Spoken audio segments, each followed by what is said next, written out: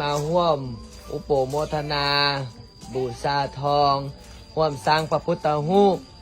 ก็เป็นตัวแทนของญาติโยมอยู่จากสหรัฐอเมริกาหรือว่า USA เนาะก็คือพอออกเสาทองบ่แล้วก็ไม่ออกแอนนี่แล้วก็พร้อมออกตนญาติโยมเนาะมีจิตใจศรัทธาร่วมบริจาคซื้อปูนหรือว่าซีมังอีก5 ต้นแล้วก็ทรายอีก1 รถ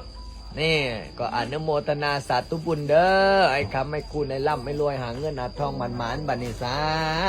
อันนี้อนุโมทนาบุญกับแม่ตู้ทองใบ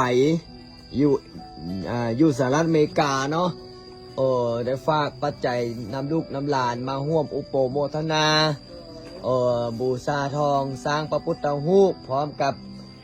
ร่วมปัจจุปัจจัยสร้างสถานที่ปฏิบัติธรรมสวดมนต์ภาวนาก็ขออนุโมทนาบุญเด้อขอให้มีโชคมีลาภสุขภาพแข็งแรงหายเจ็บหายจนให้มีเงินเหลือกินเหลือใช้เหลือไว้สร้างบุญบารมีให้เป็นเศรษฐีใจบุญในทุนจะดีให้โชคดีร่ำรวยเด้อแล้วก็บูชาทองล่อพระพุทธรูป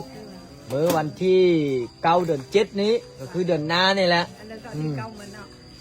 วันที่9ชีวิตจะได้ก้าวหน้า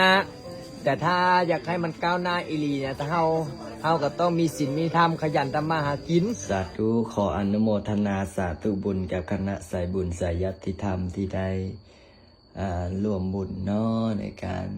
ซื้อทองหล่อพระพุทธรูปเด้อคณะสายบุญจากอยู่ต่างไก่เนาะต่างแดนก็ได้ร่วมอุปโมทนา